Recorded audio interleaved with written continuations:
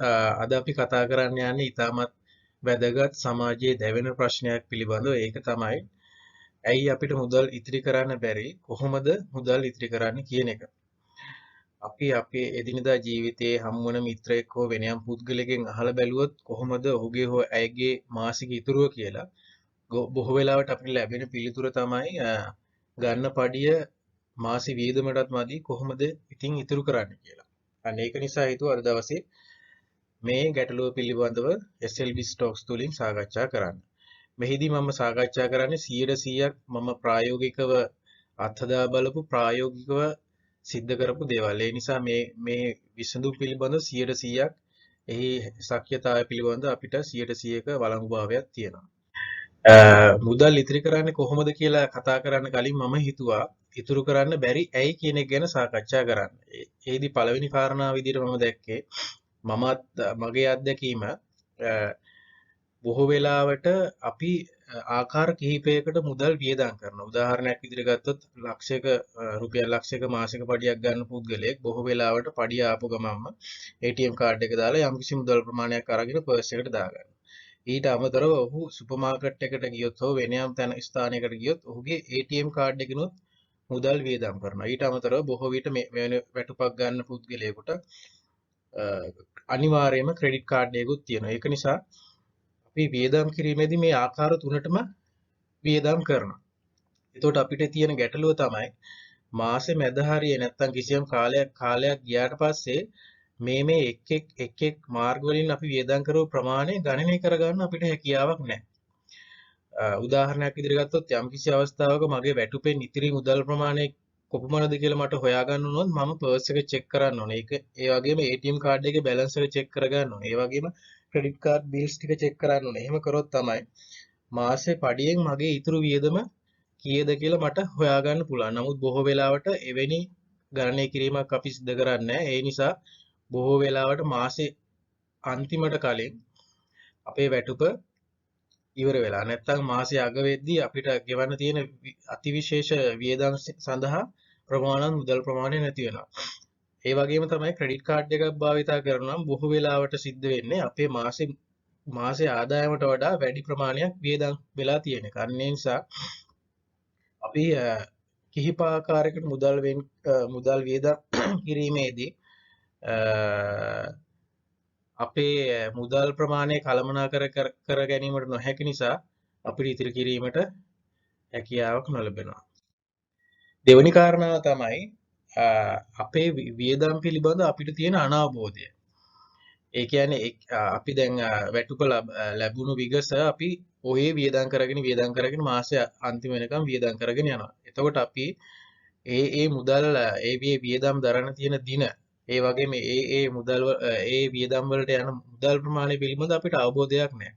උදාහරණයක් විදිහට ගත්තොත් මේ ලීසින් වාරිකය අපිට ගෙවන්න තියෙන්නේ මාසේ අන්තිමට කියමු. එතකොට මාසේ මුල ඉඳලා අපි වියදම් කරගෙන ගිහිල්ලා බොහෝ වෙලාවට මේ ලීසින් වාරිකයේ එද්දී අපේ ලීසින් වාරිකයේ ගෙවන්න තරම් මුදල් ප්‍රමාණයක් අපේ අතේ නොමැති වෙන්න පුළුවන්. ඒ වගේම තමයි මෙන්න මේ ආහාර පාන කියන වියදම ගත්තොත් බොහෝ දෙනෙකුට තමන්ගේ ආහාර පාන වලට යන වියදම කොච්චරක්ද කියලා ගණනය කිරීමක් කළ නැහැ.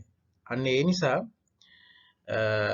අපිට ඉතුරු කිරීමට තියෙන හැකියාව නැති වෙනවා. ඒක නිසා අපි විශේෂයෙන්ම අපේ වියදම් පිළිබඳව මනා අවබෝධයකින් සිටින්න ඕනේ. ඒ වියදම් දරන සිදු වෙන්නේ කවද්ද? ඒ වියදම් වලට යන ප්‍රමාණය කොපමණද?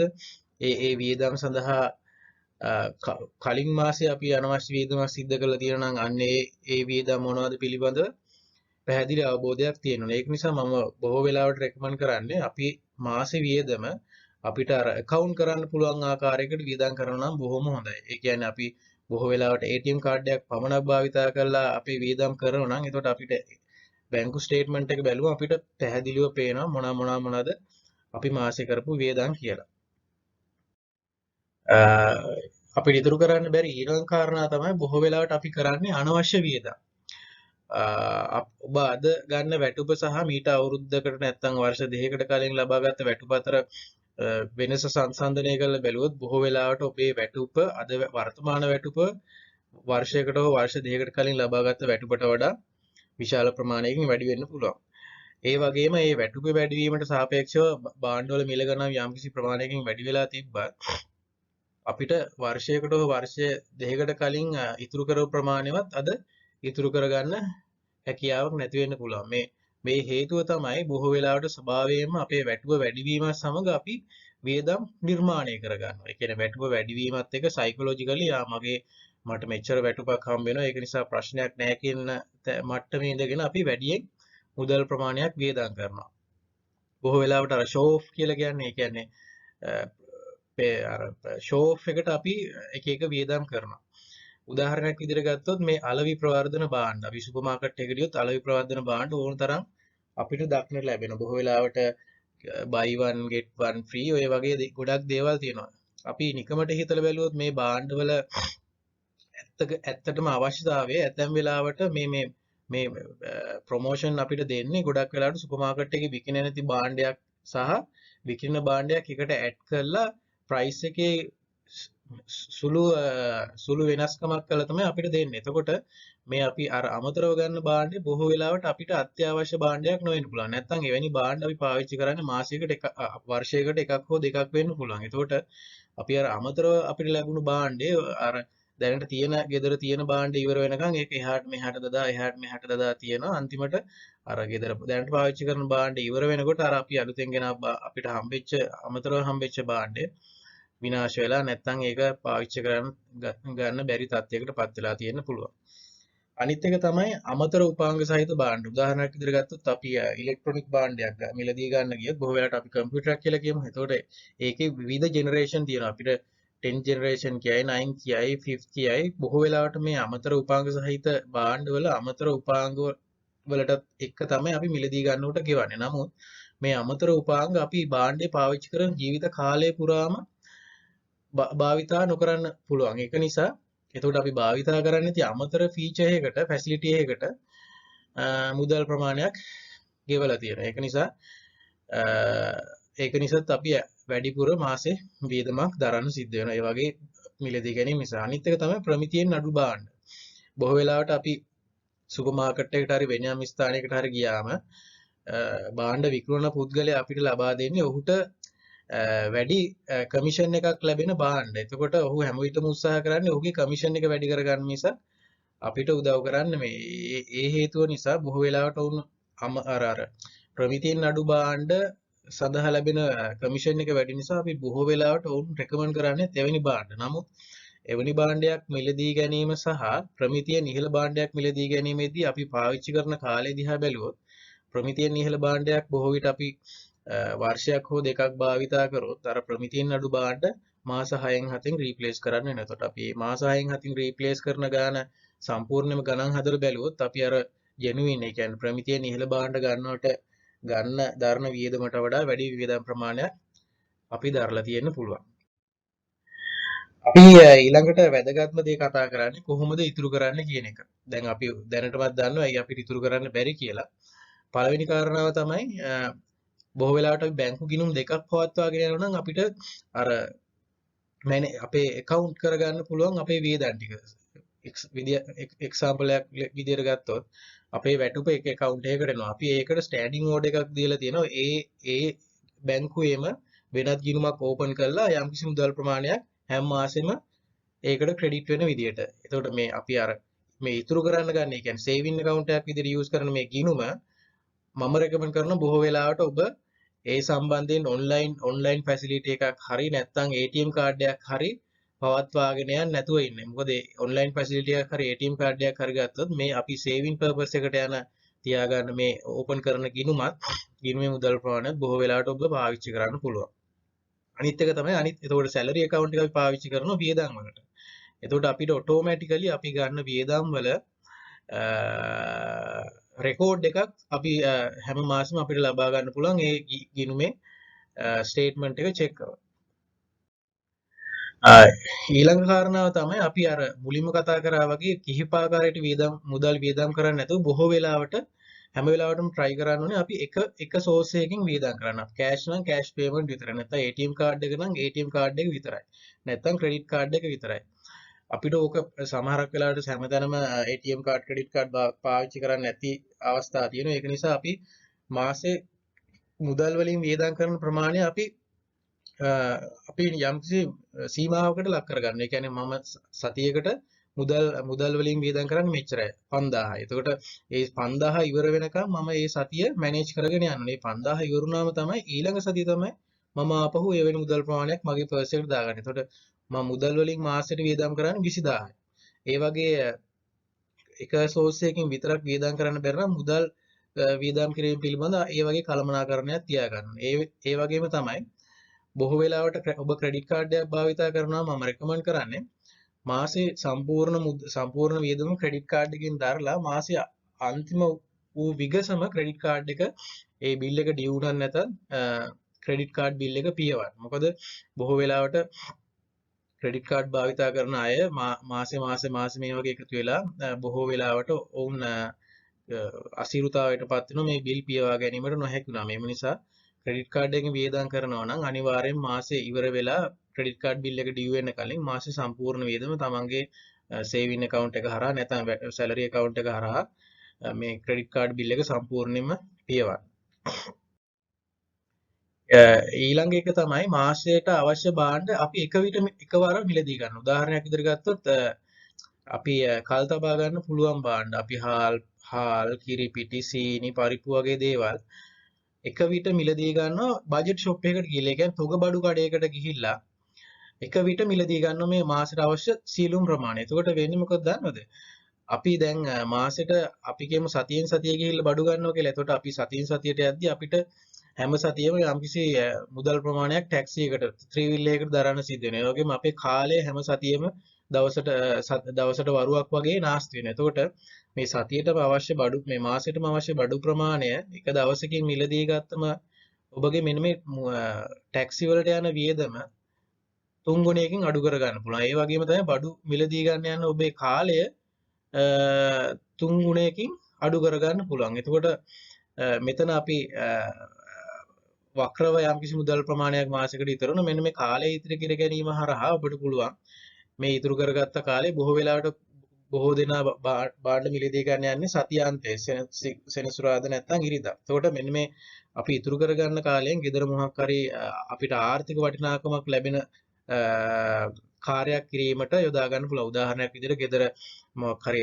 එළලුවක් වගා කරගන්න නැත්නම් ගෙදර දොර මොන හරි රිපෙයාර් එකක් කරගන්න ඒ විදිහට ඔබගේ ඉතුරු වෙන කාලය යොදා ගන්න පුළුවන්. ඒ හරහා අපිට වක්‍රව යම්කිසි මුදල් ප්‍රමාණයක් ඉතුරු වෙනවා. මේ හරහා අපිට විශාල මුදල් ප්‍රමාණයක් ඉතුරු කරගන්න පුළුවන්. මොකද සතියෙන් සතියට සුපර් මාකට් එකට ගිහින් භාණ්ඩ මිලදී ගන්නවා වෙනුවට මේ වගේ බජට් ෂොප් එකකට ගිහිල්ලා මාසෙට අවශ්‍ය බඩු ප්‍රමාණය එකවර මිලදී ගන්නවා. එතකොට අර බජට් ෂොප් එකේ සහ සුපර් මාකට් එකේ තියෙන ප්‍රයිසස් වල විශාල ඩිෆරන්ස් එකක් තියෙනවා. එතකොට ඔබට විශාල මුදල් ප්‍රමාණයක් සේව් කරගන්න පුළුවන්. මෙන්න මේ ක්‍රමය තමයි මම බොහෝ විට ඔබ බොහෝ විට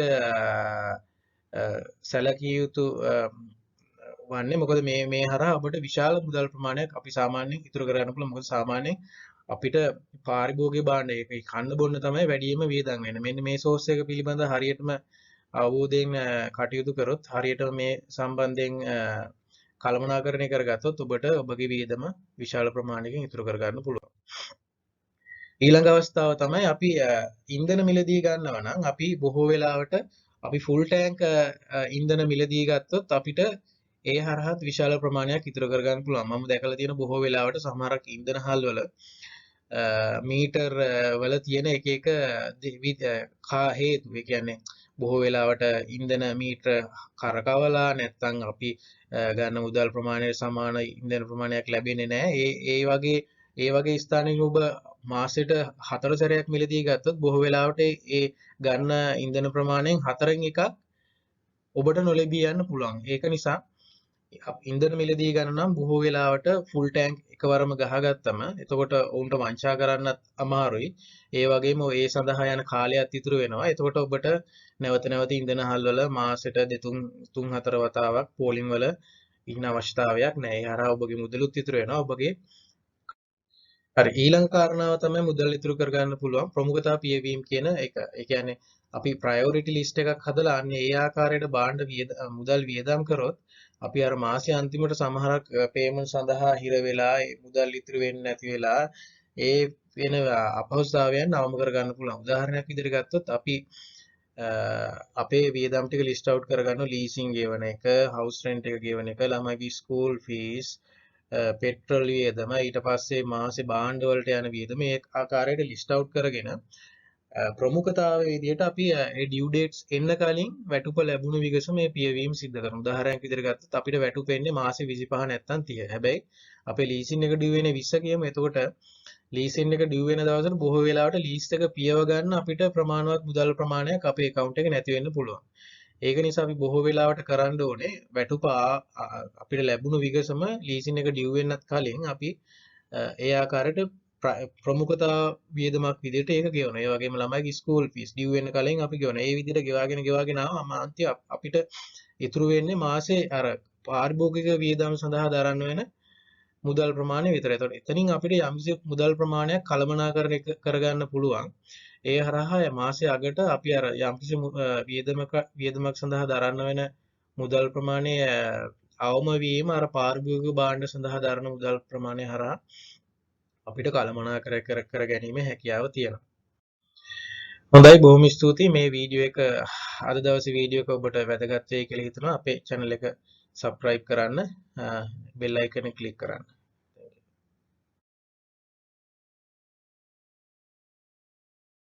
වර්තමානයේ බොහොමයක් FD rates අඩු වෙලා තියෙන නිසා බොහොමයක් දෙන තමන්ගේ අතිරේක මුදල් FD වල ඉන්වෙස්ට් කරන්න නැතුව වෙන මාර්ග පිළිබඳ අවධානය යොමු කරලා ඉන්න බොහෝ දෙනෙක් මේ ෂෙයා මාකට් එකේ ආයෝජනය කිරීම පිළිබඳවත් උනන්දුවක් දක්වනවා. අපි ඒක නිසා හිතුවා මේ ෂෙයා මාකට් එකේ ආයෝජනය කරන්නේ කොහොමද කියන එක සම්පූර්ණ ක්‍රියාවලිය එක වීඩියෝ එකකින් සාකච්ඡා කරන්න.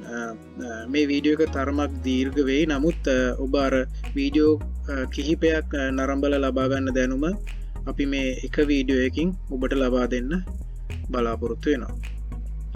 මුලින්ම ෂෙයා මාකට් එකේ ආයෝජනය කරන්න කලින් අපි ෂෙයා බ්‍රෝකර් කෙනෙක්, බ්‍රෝකර් ෆර්ම් එකක් තෝරගන්න ඕනේ. වර්තමානයේ අපිට ඍජුවම CDS account එකක් ඕපන් කරගන්න ෂෙයා මාකට් එකේ පහසුකම් සලසලා තිබුණත් මම රෙකමන්ඩ් කරන බොහෝ වෙලාවට අපි බ්‍රෝකරින් ෆර්ම් එකක් through යන එක සියලුම ක්‍රියාවලිය බ්‍රෝකරින් ෆර්ම් එකක් through කරගන්න එක හොඳයි. මොකද අපි මේ යන්නේ ගැඹුර දන්නේ නැති තැනක පීනන්න. අපි පීනන දැනගත්තත් අපි ඒක ගැඹුර දන්නේ නැහැ. ඒක නිසා අපිට මොනවා හරි වෙලාවක අකරතයක් බයක් වුණොත් අපිට පිදුරු ගහක් හරි දාන්න කවුරු හරි ඉන්න ඕනේ. ඒක නිසා මම රෙකමන්ඩ් කරනවා හැමතිස්සෙම ස්ටොක් බ්‍රෝකරින් ෆර්ම් එකක් through ඔබගේ CDS account එක ඕපන් කරන තැන ඉඳලා සියලුම දේ සිදු කරගන්න කියලා. අපි මුලින්ම බ්‍රෝකරින් ෆර්ම් එකක් තෝරගනිද්දී සලකා බලන කරුණු කිහිපයක් තියෙනවා. මොකද අපි බ්‍රෝකරින් ෆර්ම් එකක් එක්ක අපේ account එක ඕපන් කරගත්ත පස්සේ මගදී ඒ බ්‍රෝකරින් ෆර්ම් එක බංකොලොත් වෙලා වහලා දාන්න තත්ත්වයටපත් වුණොත් ඔබ ඊටාම අසීරුතාවයකටපත් වෙනවා. ඒ නිසා අපි තෝරගන්න ෆර්ම් එකේ එක්ස්පීරියන්ස් එක කියන මාකට් එක යාගේ ස්ටැබිලිටි එක පරීක්ෂා කරන්න ඕන. මොකද එක්ස්පීරියන්ස් එක අපිට ලබා දෙන සේවාවේ එක්ස්පර්ටයිටිස් එක, ඒ කියන්නේ විශේෂඥ හැකියාව තියෙන පුද්ගලයන් බොහෝ වෙලාවට අපිට හඳුනගන්න පුළුවන් වර්ෂ කිහිපයක් ෂෙයා මාකට් එකේ බ්‍රෝකර් කෙනෙක් විදිහට කටයුතු කරන ෆර්ම්ස් තුල. ඒ වගේම තමයි ඒ බ්‍රෝකරින් ෆර්ම් එකේ බිස්නස් ගෲප් එක පිළිබඳව. ඊට පස්සේ ඒකේ කී පීපල් ලගේ කියන්නේ චෙයාමන්, ෆවුන්ඩර්, ඒ වගේ ඒ අයගේ පර්සනල් ප්‍රොෆයිල් එක මේක වැදගත් වෙනවා අපිට ඒ බ්‍රෝකරින් ෆර්ම් එක කොච්චර ස්ටැබිලිටිද ස්ටේබල්ද කියලා තහවුරු කරගන්න. ඊට අමතරව දැනටමත් ඔබගේ මිතුරෙක් හෝ යම්කිසි කෙනෙක් ෂෙයා මාකට් එකේ ආයෝජනය කරලා තියෙනවා නම් ඒ පුද්ගලයෙක් කරා ඔබට බ්‍රෝකරින් ෆර්ම් එකක් ගැන රෙකමෙන්ඩේෂනයක් ගන්න පුළුවන්.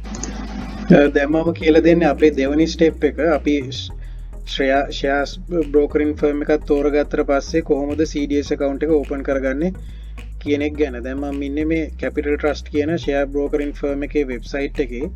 ඒකේ හෝම් පේජ් එකේම පැහැදිලිව තියෙනවා මේ ඒ අදාළ ෆීචර්ස් ටික. මෙතන ඕපන් CDS account කියන එක පැහැදිලිව තියෙනවා. අපි ඒතකොට මේ ක්ලික් කරාම අපිට ලේසියෙන්ම අදාළ ස්ටෙප්ස් ටික, ෆෝම්ස්, ඇප්ලිකේෂන් ෆෝම් ආදී සියල්ලම ඒ ඇප්ලිකේෂන් ෆෝම් ෆිල් කරන ආකාරය සියලුම දේ මේ වෙබ්සයිට් එක through අපිට පහසුවෙන්ම කරගන්න පුළුවන්. මේ ඇප්ලිකේෂන් ෆෝම්ස් ටික ෆිල් කරලා අපේ ID කොපි එක අදාළ ලිපි ලේඛන එක බ්‍රෝකරින් ෆර්ම් එකට යවුවට පස්සේ අපේ CDS account එක බ්‍රෝකරින් ෆර්ම් එක through ලේසියෙන්ම ඕපන් කරගන්න පුළුවන්. එතකොට මේ CDS account එක through තමයි අපේ සියලුම transaction ෂෙයා බයි කරනවා, අපි සල්ලි ආයෝජනය කරන එක, ෂෙයාස් විකුණන එක සියලුම දේ සිද්ධ වෙන්නේ. ඒ process එකේ තුන්වෙනි step එක තමයි ඔන්ලයින් ට්‍රේඩින් පහසුකම ඇක්ටිවේට් කරගන්න එක. දැන් මම ඉන්නේ A-Trade Home කියන ඔන්ලයින් ට්‍රේඩින් ප්ලැට්ෆෝම් එකේ. දැන් මේක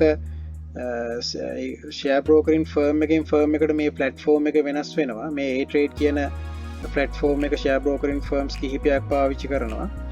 දැන් මම ගනුදෙනු කරන ෂෙයා බ්‍රෝකරින් ෆර්ම් එක සලසල දීලා තියෙන මේ A-Trade කියන ප්ලැට්ෆෝම් එක. එතකොට අපේ තුන්වෙනි ස්ටෙප් එක විදියට ඔයා ඉන්වෙස්ටර් කෙනෙක් විදියට මාකට් එකේ මුදල් ආයෝජනය කරන්න යනවා නම් හරි, ට්‍රේඩර් කෙනෙක් විදියට, ඒ කියන්නේ බයින් ඇන්ඩ් සෙලින් ගනුදෙනු බයින් ඇන්ඩ් සෙලින් වලට මුදල් ආයෝජනය කරන කෙනෙක් විදියට හරි යනවා නම් අපි ඔබට මේ ඔන්ලයින් ට්‍රේඩින් පහසුකම ලබා ගන්න වෙනවා. මේ ඔන්ලයින් ට්‍රේඩින් පහසුකම හරහා අපිට මාකට් එක ගනුදෙනු කරන ඕනෑම වෙලාවක අපේ ෂෙයාර්ස් විකුණන්න, මිලදී ගන්න, ගැනීම සිදු කරන්න පුළුවන්. ඊට අදාළ සියලුම විස්තර අපිට මේ හරහා ලබා ගන්න පුළුවන්.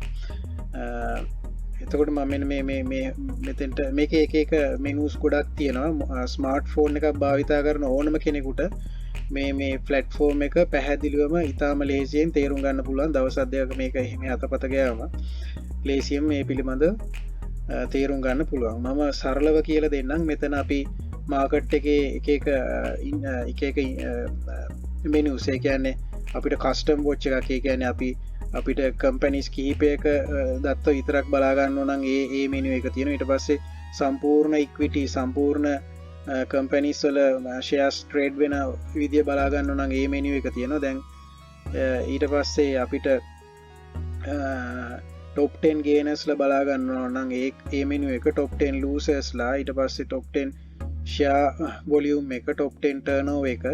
top 10 turnover එකට ගියොත් මේ අද දවසේ top 10 turn දැන් market එක close top 10 turnover එකේ තියෙන companies 10 තමයි මේ තියෙන්නේ. ඒ කියන්නේ share volume එකෙන් share වල price turnover එකෙන් වැඩිම සමාගම් 10 තමයි මෙතන තියෙන්නේ. ඒතර ඒ විදිහට එතන menus ටිකක් අපිට දීලා තියෙනවා.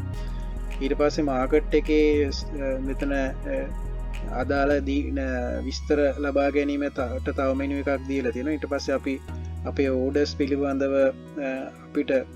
අපි බයි කරන්න දාපු ඒවා, සෙල් කරන්න දාපු ඒවා පිළිබඳව ආදිය පිළිබඳව ලබා ගන්න පුළුවන්, විස්තර ලබා ගන්න පුළුවන් එක මෙනු එකක්. ඊට පස්සේ ඕඩර් මැනේජ්මන්ට් කියලා එකක් තියෙනවා. ඊට පස්සේ අපේ ඩීටේල්ස් තියෙන අපේ account detail එක, portfolio එක, stock holding, account summary ආදී සියලුම දේ තියෙන මෙනු එකක් තියෙනවා. ඊට පස්සේ මාකට් එකේ තියෙන indicators, charts අපිට ලබා ගන්න පුළුවන් මේ මෙනු එක හරහා. ඊට පස්සේ ඇනලිටිකල් දේවල් මේක ඇනලිටිකල්, ඒ කියන්නේ ඉන්ඩිකේටර්ස් බලා ගන්න ඕන නම් ඒ දේවල් මෙතන තියෙනවා.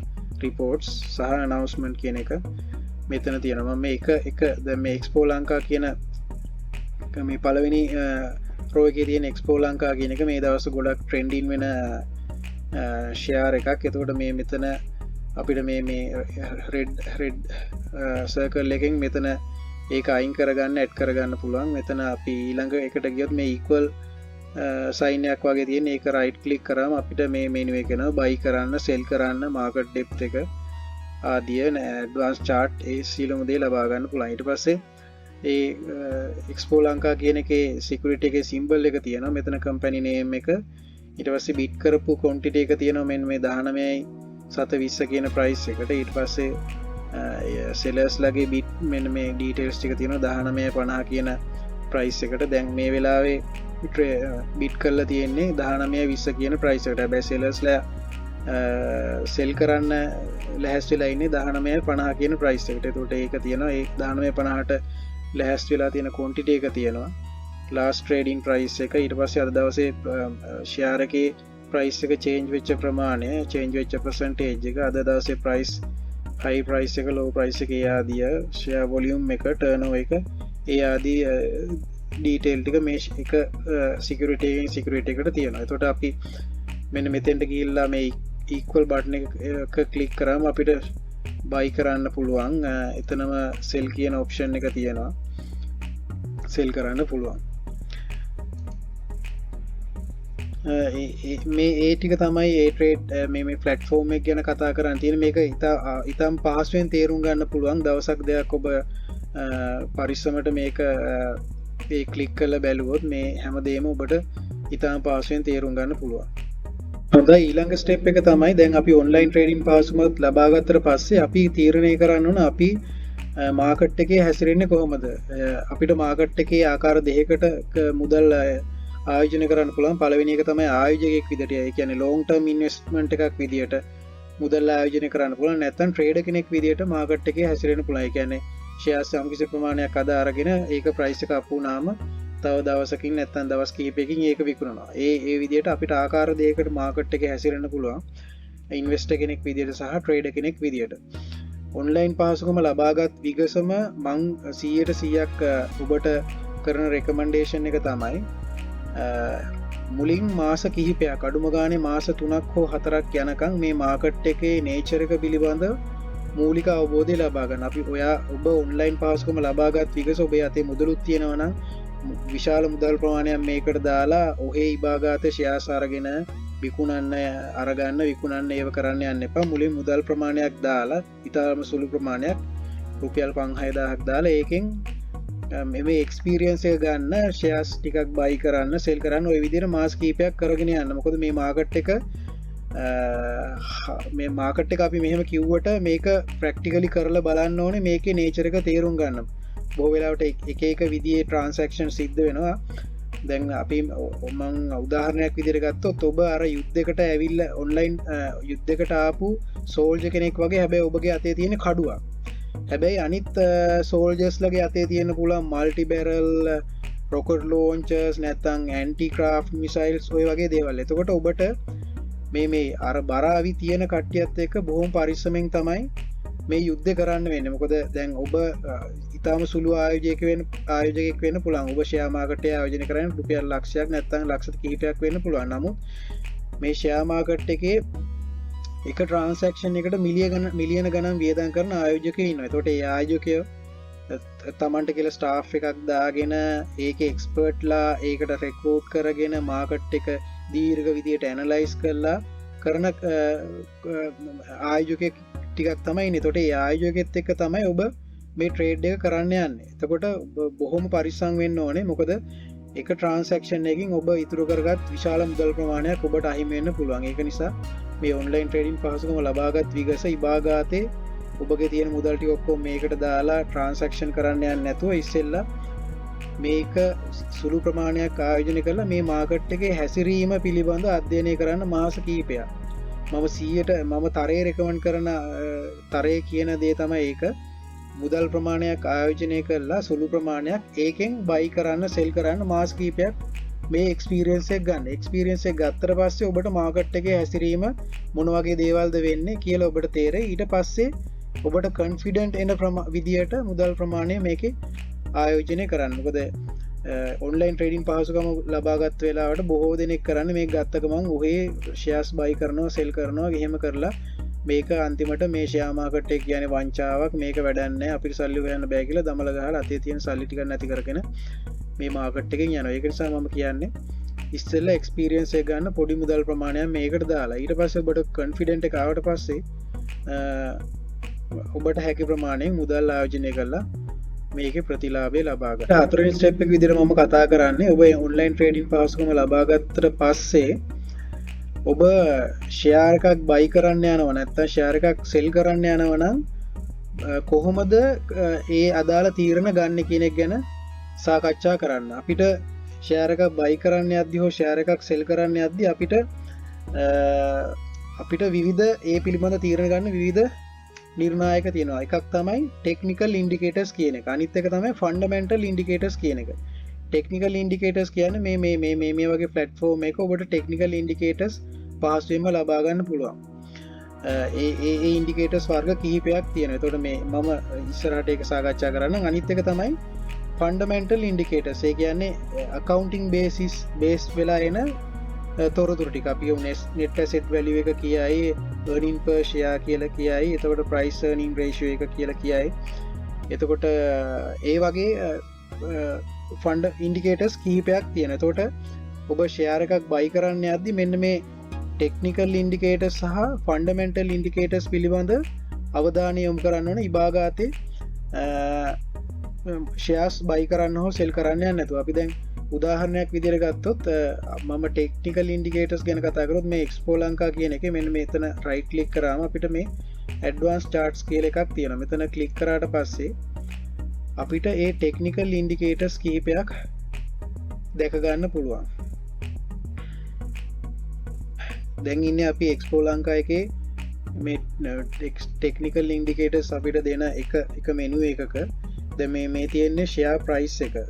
දැනට මේ මෙතන 2019 ඔක්ටෝබර් ඉඳලා අද වෙනකන් 2020 ඔක්ටෝබර් වෙනකන් අවුරුද්දක් ඇතුළත share price එක up and down උඩ පහළ ගිය ආකාරය දැක්වෙන chart එකක්. අපිට මේකේ right click කරාම මෙන්න මේ insert indicator කියන එක මෙනු එකට ගියාම අපිට මේ indicators තව ගොඩාක් තියෙනවා. මෙන්න මේ ටික තමයි අපි technical indicators කියලා කියන්නේ. අපිට මෙතනින් බහුලව භාවිතා කරන indicators තුනක් මම මෙතන ඔයාලට පෙන්නන්නම්. එකක් තමයි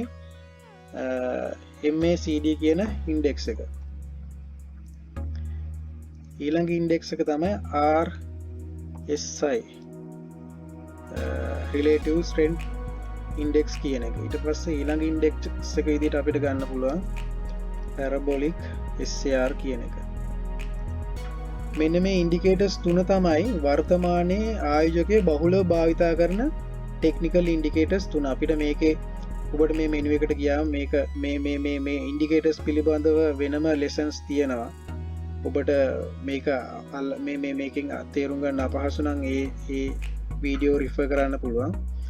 දැන් මේ ඉන්ඩිකේටර්ස් අපිට එක ඉන්ඩිකේටර් එකකින් දැන් අපි කියමු ප්‍රයිස් කියන මේ ප්‍රයිස් එක තියෙන ඉන්ඩිකේටර් එකකින් විතරක් තීරණ ගන්න නැතුව බොහෝ වෙලාවට අපි මේ ඉන්ඩිකේටර්ස් තුනම භාවිතා කරලා ඉන්ඩිකේටර්ස් තුනින්ම අපිට එකම පිළිතුරක් ලබා දෙනවා නම් අන්න ඒ වෙලාවට අපි ෂෙයාර් එකක් බයි කරන්න හෝ සෙල් කරන්න යන එක වඩාත් සුදුසු වෙනවා. දැන් අපි කියමු මෙන්න මෙතන තියෙන ප්‍රයිස් එක සහ මෙන්න මේ කැඩිච්ච ඉර එක තියෙන්නේ අපිට ඒ කියන්නේ බයි කරනවද සෙල් කරනවද කියන ඉන්ඩිකේෂන් එකක් දෙන එක. දැන් මේ කැඩිච්ච ඉර ගොඩක් වෙලාවට මේ ප්‍රයිස් ලයින් එක උඩින් යනවා නම් එතන අපිට තියෙන සෙලින් ඉන්ඩිකේෂන් එකක්. සෙල් කරන්න කියන එක තමයි එතන කියන්නේ. දැන් මේ ප්‍රයිස් ලයින් එකට වඩා පහලෙන් මේ කැඩිච්ච ඉර යනවා නම් ඒ කියන්නේ අපිට බයින් ඉන්ඩිකේෂන් එකක් දෙන්නේ. ඒ කියන්නේ prices වැඩි වෙනවා. ඊට පස්සේ මෙන්න මේ MACD කියන එකට ගියොත් MACD කියන එකත් එහෙමයි. දැන් MACD කියන එකේ මේ red line එකයි blue line එකයි අපිට දෙකක් තියෙනවා. මේ blue line එක red line එකට පහලින් යන අවස්ථාවකට අපිට indicate කරන්නේ selling option එක. එතකොට අපිට කියන්නේ මේ indicate එකෙන් ඔබ sell මේ shares විකුණන්න කියන එක. ඊට පස්සේ යම්කිසි අවස්ථාවක මේ red line එකට ඉහළින් මේ blue line එක යන්න පටන් ගත්ත අවස්ථාවක අපිට indicate කරනවා shares buy කරන්න කියලා. දැන් මේ වගේ අවස්ථාවක් ගත්තොත් මේ මෙතන ඉඳලා shares buy කරන්න කියන option එක තමයි මේ ඉන්ඩිකේටර් එකෙන් අපිට මේ ඉන්ඩිකේටර් විතරක් කන්සිඩර් කරොත් අපිට පෙන්වන්නේ ඒක. ඊට පස්සේ මේ RSI කියන එක තවත් ඉන්ඩිකේටර් එකක්. අපි මෙතන ගත්තොත්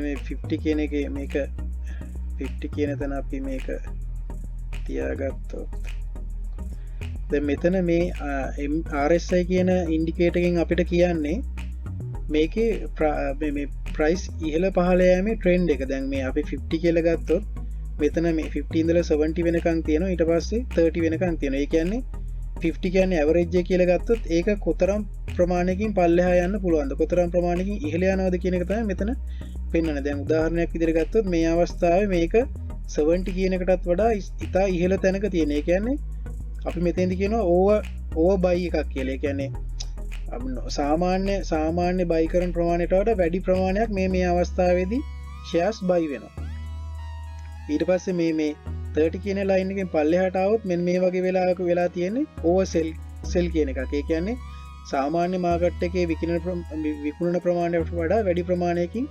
ෂයර්ස් විකිණිලා තියෙනවා එතකොට මේ ඉන්ඩිකේටර්ස් පිළිබඳව වෙනම හැදෑරීමක් කරන්න මේක කෙටියෙන් විස්තර කරන්න බෑ දැන් අපි මේ ඩිෂනයක් ගනිදි මේ ඉන්ඩිකේටර්ස් තුනම රිෆර් කරලා එඩිෂනයක් ගන්නවන වඩා හොඳ එක ඉන්ඩිකේට එකක් භාවිතා කරලා තීරණයක් ගන්නවට වඩා එතකොට මෙන්න මේ මම මේ ඉන්ඩිකේට එකට ගියොත් මෙන්න මේ අපි ගොඩක් වෙලාවට කියන 50ට අඩු අවස්ථාවක මිලදී ගන්න කියලා එතකොට අපි මෙන්න මේ අවස්ථාවට ගියොත් මෙතන අපිට බයින් ඉන්ඩිකේට එකක් දීලා තියෙනවා එතකොට ඒකම අපි MACD එකට ගියොත් MACD එකේ මෙතන දෙන ඉන්ඩිකේටර් එක සහ මෙතන මේ අපි මේ ලයින් එකක් මෙතන ඇඳගත්තොත් මේ අවස්ථාවට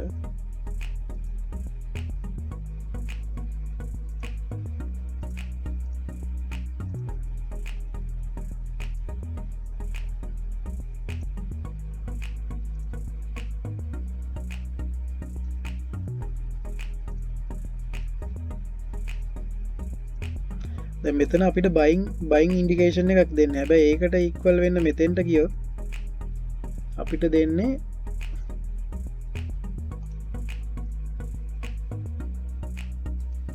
ඒ කියන්නේ මේ රතු ලයින් එකට පහලින් තමයි මේ ලයින් එක බ්ලූ ලයින් එක යන්නේ ඒ කියන්නේ අපිට සෙලින් ඉන්ඩිකේෂන් එකක් දෙන්න එතකොට ඒකට පැරලල් මේ මෙතන අනිත් ඉන්ඩිකේටර් එකට ගියොත් SAR එකට ගියොත් එතනක් තියෙන්නේ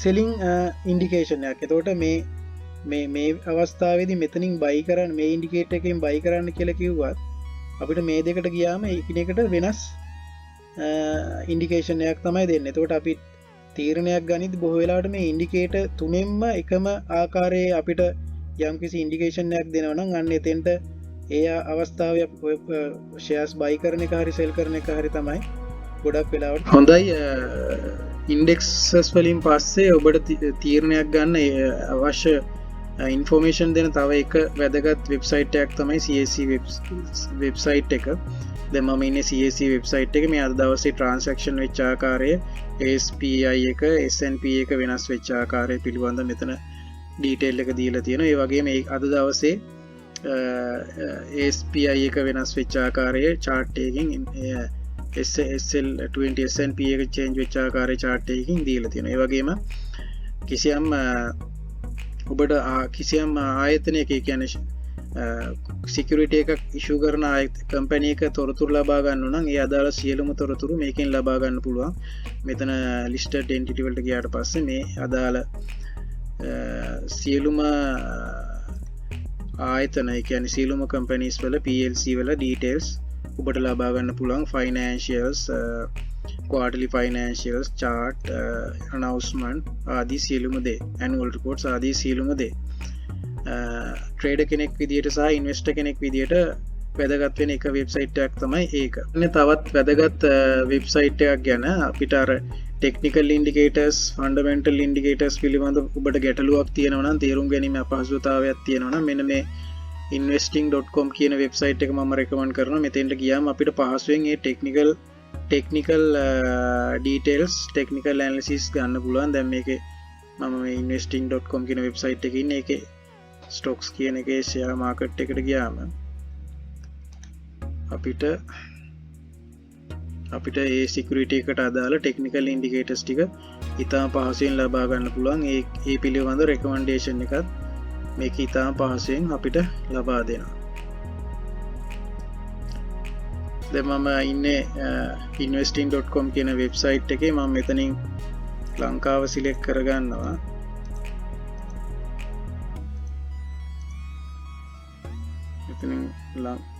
මෙතනින් ලංකාව ශ්‍රී ලංකාව සිලෙක්ට් කරගන්නවා. ශ්‍රී ලංකන් ෂෙයා මාකට් එක මේ වෙබ්සයිට් එකේ බොහෝමයක් ෂෙයා මාකට් පිළිබඳව දත්ත විස්තර ලබා දෙනවා. මම ශ්‍රී ලංකන් ෂෙයා මාකට් එක සිලෙක්ට් කරගත්තම මට මෙතන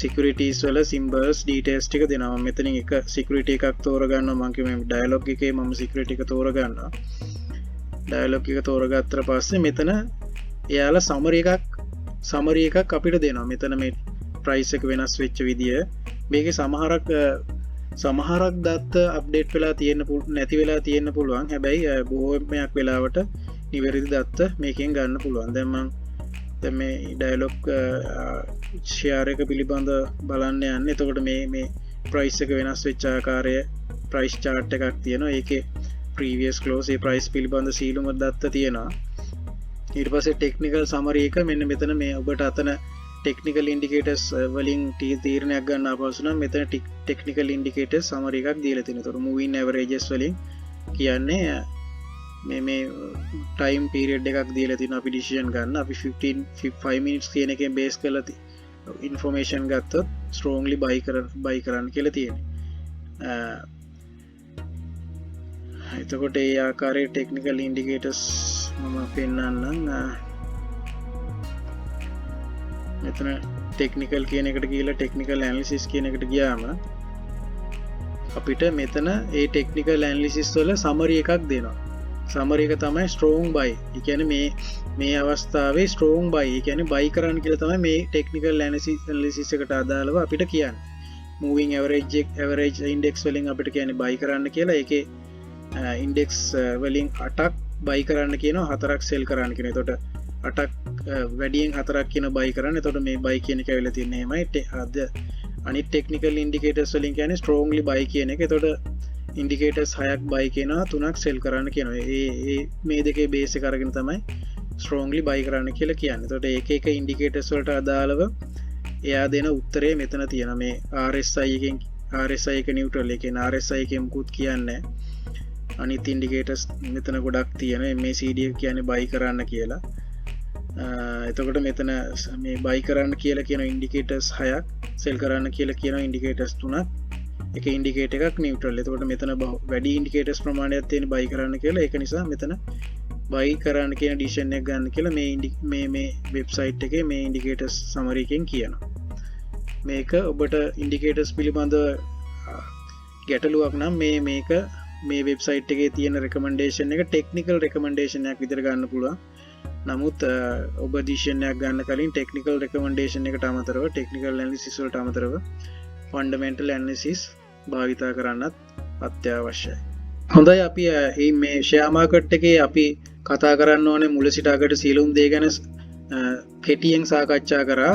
හොඳට මතක තියාගන්න අපි අර මුලින් කිව්වා වගේ අපි යන්නේ කඩුවක් අරගෙන යුද්ධයකට. ඒ යුද්ධේ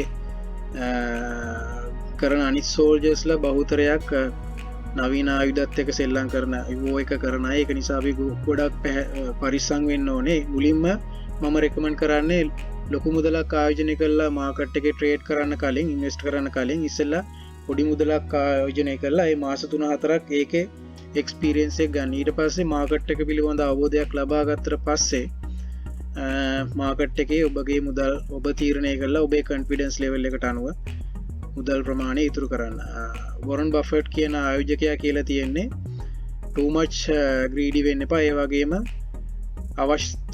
අවස්ථාව වෙනකන් ඉවසීමෙන් බලාගෙන ඉන්න. මොකද හදිස් වෙලා ෂෙයා මාකට් එකේ ඉන්වෙස්ට් කරන්න ගියොත් ඔබට වෙන්නේ ලොස් එකක්. ඒක නිසා හැමතිස්සෙම ඉවසීමෙන් තමන්ගේ අවස්ථාව වෙනකම් බලාගෙන ඉන්න. අවස්ථාව වෙලාවට ඒකෙන් ප්‍රයෝජන ගන්න.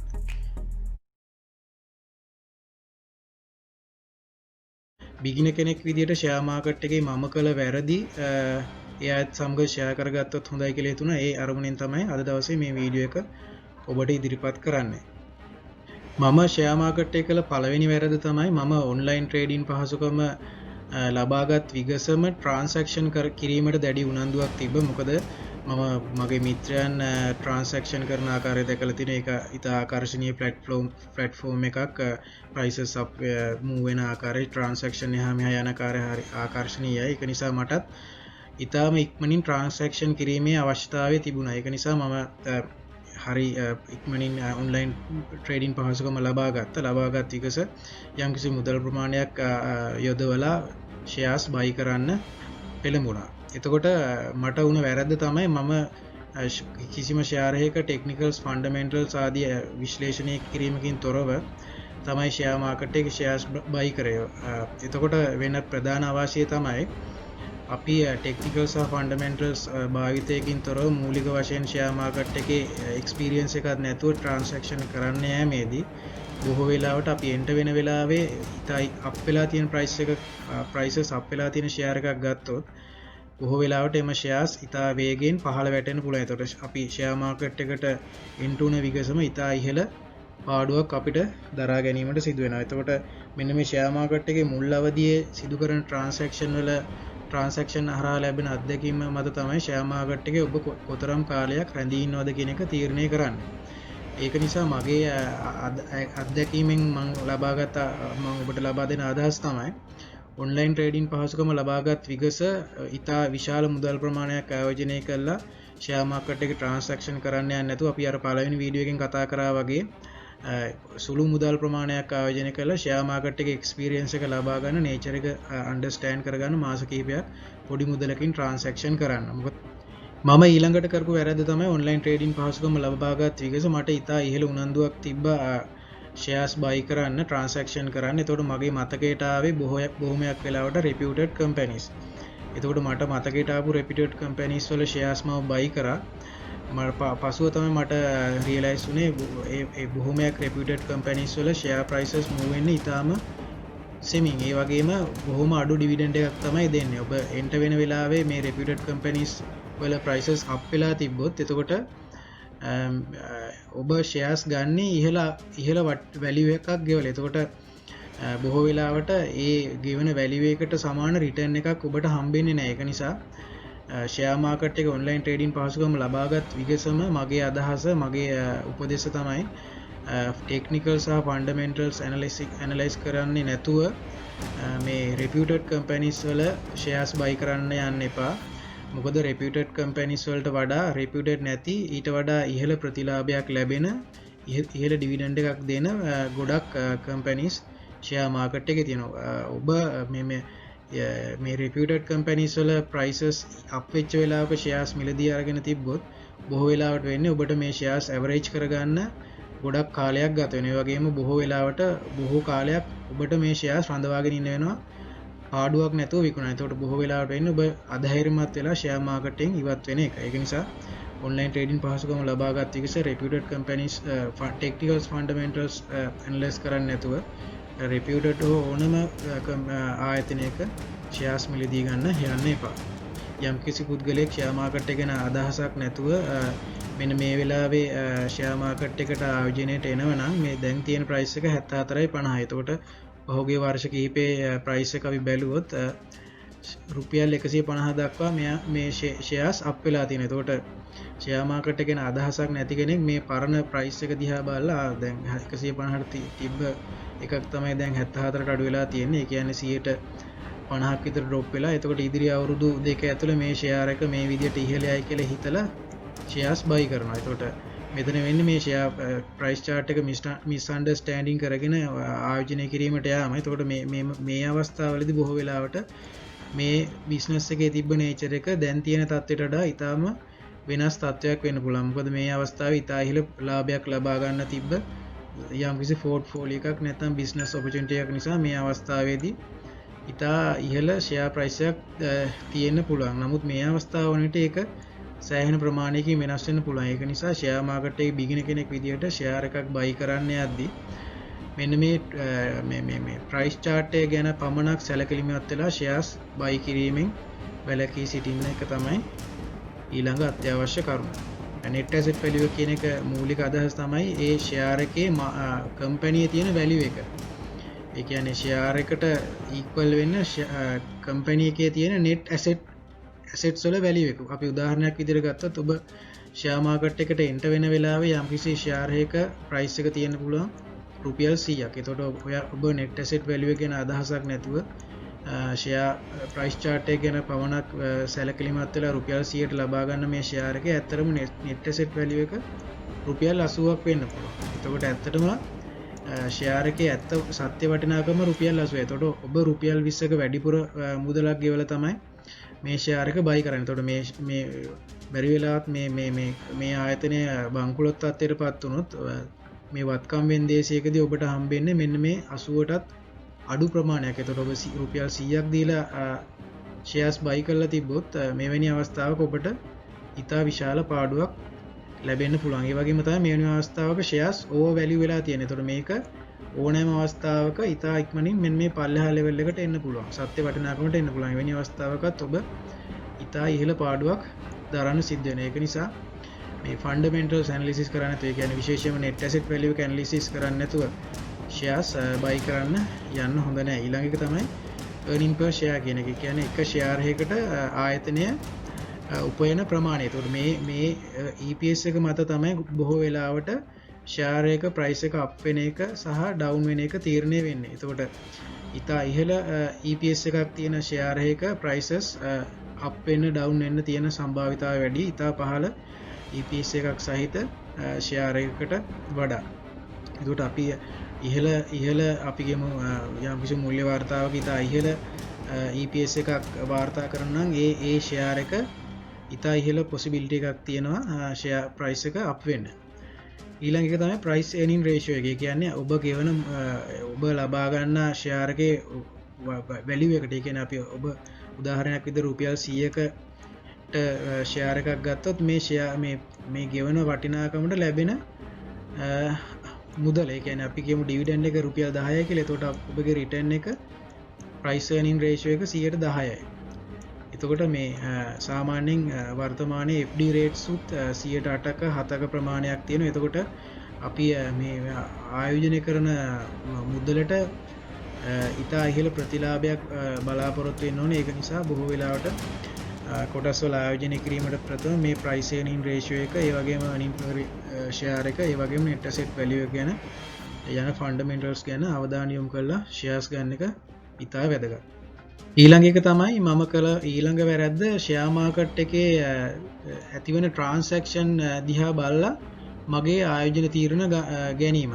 බොහෝ වෙලාවට share market එක අපි target කරන ෂෙයාර් එක යම්කිසි ළඟ දවස් කිහිපයක බල්ක් පර්චේසස් යනවා. ඒ කියන්නේ මිලියන් 200 300 ෂෙයාර්ස් බයි වෙනවා නම් එක ට්‍රාන්සැක්ෂන් එකට අපි වැරදියට ඉන්ටර්ප්‍රීට් කරගන්නවා මේ ෂෙයාර් එක මේ අනාගතයේ ඉතා ඉහළ ප්‍රතිලාභයක් ලබා දෙනවා නැත්නම් ඉහළ ප්‍රයිස් එකකටයි. ඒක නිසා තමයි මේ ෂෙයාර්ස් බයි කරන්න කියලා. ඒක නිසා අපිත් මේක මේ බල්ක් පර්චේසස් ගැන අවබෝධයකින් තොරව අපිත් ඒ ෂෙයාර් එකේ ආයෝජනය කිරීමට පෙළඹෙනවා. එතකොට එවැනි ආයෝජනයක් කරනවා බොහෝ වෙලාවට ඒ ෂෙයාර් එක මූලික වශයෙන් විශ්ලේෂණයක් කරන්න ඕනේ.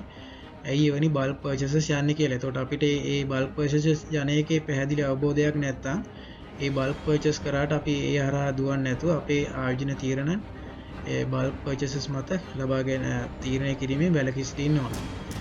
ඊළඟ කාරණය තමයි මේ ඕපනින් ක්ලෝසින් ප්‍රයිසස්. දැනට ගොඩක් වෙලාවට ඔබ ෂෙයාර් මාකට් එකේ ගනුදෙනු කරනකොට ඔබට බලා ගන්න පුළුවන් බොහෝ වෙලාවට මේ ට්‍රේඩින් කරන අය ෂෙයාර් මාකට් එකේ ඉහළ වටිනාකමකින් ෂෙයාර්ස් ට්‍රේඩින් කරන අය බොහෝ වෙලාවට කරන්නේ ඊළඟ දවසේ ප්‍රයිස් එක අප් කරගන්න අවශ්‍ය වුණාම ඔවුන් මේ ෂෙයාර් මාකට් එක ක්ලෝස් කරන අවස්ථා ආසන්න වෙලාවේදී මේ ලොකු බිඩ් එකකට ෂෙයාර්ස් බයි කරනවා. ඒතර අපි කියමු දැන් ට්‍රේඩින් වෙන්නේ රුපියල් 100ට නම් මේ තත්ත්වය උදා වෙන බොහෝ වෙලාවට අර penny stocks කියන්නේ රුපියල් 20ට 30ට අඩු වටිනාකමක් සහිත ෂෙයාර්ස් වලට දැන් අපි මේ අවස්ථාවේ average price එක 100 නම් ෂෙයාර් මාකට් එක ක්ලෝස් වෙන්න කිට්ටුව මේගොල්ලෝ බොරුවට මේක 110ට buy එකක් කරනවා. එතකොට මේ ඊළඟ දවසට මේ යන්නේ last day closing එක විදිහට 110යි. එතකොට හැබැයි සත්‍ය price එක 100. එතකොට ඊළඟ දවසේ ඔබ shares buy කරනවා නම් ඔබ හිතන්නේ මෙන්න මේ පහුගිය දවසේ share close වෙලා තියෙන 110ට. එතකොට ඔබට පේනවා move වෙච්ච විදියට සාමාන්‍ය මේ දවසේ මෙන්න මේ transaction එක හරහා 110ක shares up වෙලා තියෙනවා. එතකොට price එක up වෙලා තියෙනවා. එතකොට ඔබ ඊළඟ දවසේ shares buy කරන්න යනකොට මෙන්න මේ 110 up වෙච්ච එක ඔබට පේනවා. ඒ හේතුව නිසා ඔබ shares buy කරන්න පෙළඹෙනවා. ඒතකොට ඇත්ත වශයෙන් වෙන්නේ මෙන්න මේ දවසේ මුල් පැය කිහිපය ඇතුළත මේක ඉතා ශීඝ්‍රයෙන් නැවත පරණ price එකට මෙනවා. ඒ අවස්ථාවේදී මෙන්න මේ price up කරපු කට්ටිය තමන්ගේ ෂෙයාර්ස් මෙන්න මේ 110 ප්‍රයිස් එකට විකුණලා ප්‍රොෆිට් එකක් අරගෙන යන්න පුළුවන්. ඒක නිසා ඔබ ආයෝජන තීරණයක් ගනිද්දී මේ ඕපනින් ක්ලෝසින් ප්‍රයිසස් බොහොම ගැඹුරෙන් බොහොම අවධානයෙන් කියවලා ඒ හරහා තීරණ ගැනීම ඉතා වැදගත් වෙනවා. ඊළඟ කාරණේ තමයි මේ ෂෙයා මාකට් එකේ එක එක ෂෙයාර්ස් පිළිබඳව gossips YouTube channel, WhatsApp group, Facebook කරහා යනවා. එතකොට මෙන්න මේ ගොසිප් පස්සේ ගිහිල්ලා ෂෙයාර්ස් වල ඉන්වෙස්ට් කරන්න නැතුව අනිවාර්යයෙන්ම ෆන්ඩමෙන්ටල්ස්, ටෙක්නිකල්ස් යූස් කරලා ෂෙයා මාකට් එකේ ෂෙයාර්ස් වල ආයෝජනය කරන්න. මොකද මෙන්න මේ බොහෝ වෙලාවට මේ ෂෙයා මාකට් එකේ ට්‍රේඩින් කරන අය එක එක වර්ගයේ ගොසිප්ස් පතුරනවා. ඒ හරහා උන්ට ලාභයක් ලබා ගන්න. එතකොට ගොසිප් පස්සේ ගිහිල්ලා නිකන් ඔබගේ කැපිටල් එක නාස්ති කරගන්න නැතුව මේ ගොසිප් වල සත්‍යතාව නිවැරදිව ඇනලයිස් කරලා ඔබගේ ෂෙයා මාකට් එකේ ෂෙයා ඩිසිෂන් ලබා ගැනීම ඉතා වැදගත් වෙනවා. ඊළඟ එක තමයි මම බොහෝ වෙලාවට ෂෙයා මාකට් එකේ ආයෝජනය කිරීමට යද්දී මුල් කාලේ ෆයිනෑන්ෂියල්ස් රිෆර් කරේ නැහැ. ක්වාටර්ලි ෆයිනෑන්ෂියල්ස්, ඇනුවල් ෆයිනෑන්ෂියල්ස් ආදී දේවල්. එතකොට ෂෙයා මාකට් එකේ සක්සස් වෙන නම් අනිවාර්යයෙන්ම ෆයිනෑන්ෂියල් එකක් ආපු විගසම ඒකේ වැදගත් තොරතුරු ඒක කියවලා ලබා ගන්න ඕනේ. මොකද මෙන්න මේ බොහෝ වෙලාවට මේ ෆයිනෑන්ෂියල් එකක් ආපු විගසම මේක රිෆර් කරන කට්ටිය ඒකේ ශක්්‍යතාවය දැනගෙන ඉතා ඉක්මනින් ෂෙයාර්ස් බයි කරන්න පුළුවන්. එතකොට ඔබ මේ ෆයිනෑන්ෂියල්ස් කියවන්න යම්කිසි කාලයක් ගත්තොත් ඒ කියන්නේ මේක ෆයිනෑන්ෂියල්ස් අවුට් වෙලා දවස් 3-4කින් මේ 3-4ක් ගිහිල්ලා මේ ෂෙයාර්ස් බයි කරන්න ගියොත් එතකොට ඔබ ෂෙයාර් එකට එන්ටර් වෙන්නේ වැදගත් අවස්ථාවේ නොවෙන්න පුළුවන්. එතකොට අපි කියමු ෂෙයාර් මේ ෆයිනෑන්ෂියල් ඉෂුව වෙච්ච වෙලාව විගසම සමහරක් ට්‍රේඩර්ස්ලා මේක රිෆර් කරලා ඒකේ වැදගත් ෆීසිබිලිටි එකක් තියෙනවා නම් ඒ වෙලාවෙන් බයි කරනවා. එතකොට ඔබ දවස් 3-4කින් යද්දී මෙන්න මේ අවස්ථාවේ තමයි ඔබ ෂෙයාර් එකට එන්ටර් වෙන්නේ. එතකොට මේක තව ගොඩාක් දුර යන්නේ නැහැ මේ ප්‍රයිසස් අප් වෙන එක. එතකොට මේකේ නිවැරදි ප්‍රතිලාභය ලබා ගන්න නම් ෂෙයා මාකට් එකේ මූල්‍ය වර්තාවක් නිකුත් කළ විගසම ඒක කියවලා එහි වැදගත් තීරණ ලබාගෙන ඒ මත ඉතා ඉක්මනින් ආයෝජන තීරණ ගන්න ඕනේ. පස්සට කල් දාන්නේ නැතුව. ඊළඟ එක තමයි මේ මූල්‍ය වාර්තාවල ඩිරෙක්ටර්ස්ලා අතර ෂෙයාර්ස් මූව් වෙච්ච විදිය ඉතා වැදගත් වෙනවා. බොහෝ වෙලාවට කිසියම් ආයතනයක ස්ට්‍රෙන්ත් එක කලින්ම දැනගන්නේ ෆයිනෑන්ෂියල් සරහා ඒකේ ඩිරෙක්ටර්ස්ලා. එතකොට ඒගොල්ලෝ මේ ෆයිනෑන්ෂියල් රිපෝට් එකක් ෂෙයා මාකට් එකට එන්න කලින් ඉහළ ප්‍රොෆිටබිලිටි එකක් තියෙනවා නම් මේගොල්ලෝ ඉතාම ඉක්මනින් මේගොල්ලෝ මේ රිපෝට් එක එන්න කලින් ෂෙයාර්ස් බයි කරනවා. එතකොට රිපෝට් එක ආපු විගස මෙන්න මේ වගේ මූවමන්ට් එකක් තියෙනවා නම් ඒ කියන්නේ යම්කිසි ශක්්‍යතාවයක් තියෙනවා ඒ ෂෙයාර් එක ග්‍රෝ වෙන්න නැත්නම් ඉහළ ඩිවිඩන්ඩ් එකක් ලබා ගන්න. එතකොට එවැනි අවස්ථාවක ඉතා වැදගත් වෙනවා මේ ඔබගේ ආයෝජන තීරණ සඳහා මේ මූල්‍ය වාර්තා කියවීම. ඊළඟ එක තමයි මේ මූල්‍ය වාර්තාවල තියෙන කෑෂ් ෆ්ලෝ සිටුේෂන් එක. එතකොට සමහරක් ආයතන ඉතා ඉහළ ප්‍රොෆිට් එකක් පෙන්නුවත් මූල්‍යමය අතින් ඉතා පහළ මට්ටමක තියෙන පුළුවන්. එතකොට ඔබ මේ ප්‍රොෆිට් එක මත පමණක් තීරණය වෙලා ආයෝජනය කරන්න ගියොත් මේ කෑෂ් ෆ්ලෝ සිටුේෂන් එක අමතක කළා. එතකොට බංකුලොත් වෙන්න යන ආයතනයක ඔබ ආයෝජනය කරා වෙන්න පුළුවන්. එතකොට කෑෂ් ෆ්ලෝ සිටුේෂන් එක ගැන අවධානය යොමු කිරීම අත්‍යවශ්‍ය වෙනවා. ඊළඟ එක තමයි මෙන්න මේ ඔපරේටින් ඉන්කම් කියන එක. බොහෝ වෙලාවට EPS එක මත පමණක්, ඒ කියන්නේ earning per share එක මත පමණක්ව තීරණය කළා ෂෙයාර්ස් බයි කරන්න යන එක ඉතාම භයානක වෙනවා. මොකද බොහෝ වෙලාවට සමහරක් ආයතන ඔපරේටින් ඉන්කම් එකට වඩා non operating ඉන්කම් එක හරහා ඉතා ඉහළ EPS එකක් පෙන්눔 කරන්න පුළුවන්. එතකොට මේ non operating කියන එක ඉතාම සුළු කාලයකට අදාළ වෙන දෙයක්. මොකද ඔපරේෂන් එක කඩා වැටුණොත් මේ non operating ඉන්කම් එක හරහා ලොකු ප්‍රෝග්‍රස් එකක් පෙන්වන්න පුළුවන් සමහරක් ෂෙයාර්ස් වල. එතකොට ඔබ මේ ඔපරේෂනලි කඩා වැටෙන ෂෙයාර් එකක් තමයි මේ EPS එක ඉහළ EPS එකක් තියෙනවා නම් දැකලා ආයෝජනය කරන්න යන්නේ. එතකොට ඉතා වැදගත් වෙනවා ෆයිනෑන්ෂියල්ස් වල ඒකේ ඔපරේටින් ඉන්කම් එක කොහොමද කියලා හැඩ ගැහිලා තියෙන්නේ කියන එක තීරණය කරන්නේ. ඊළඟ කාරණේ තමයි මම කරපු ඊළඟ වැරද්ද.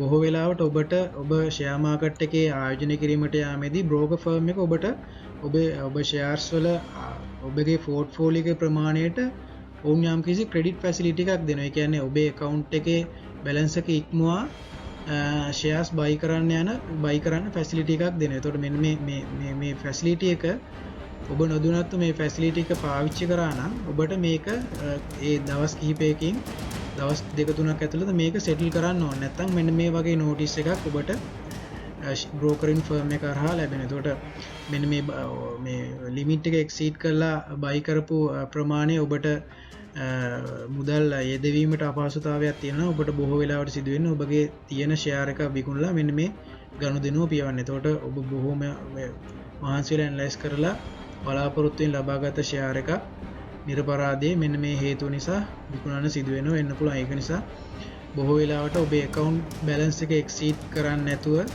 ඒ account balance එක මත පමණක් ඉඳගෙන shares transaction කරන එක තමයි වැදගත් වෙන්නේ. මොකද නැත්තම් වෙන්නේ මෙන්න මේ share brokerට power එක තියෙනවා. ඔබ ඒ transaction එක settle කරේ නැති වුණොත් අපේ shares විකුණලා එයාගේ ඒ settlement එක පියවා ගන්න.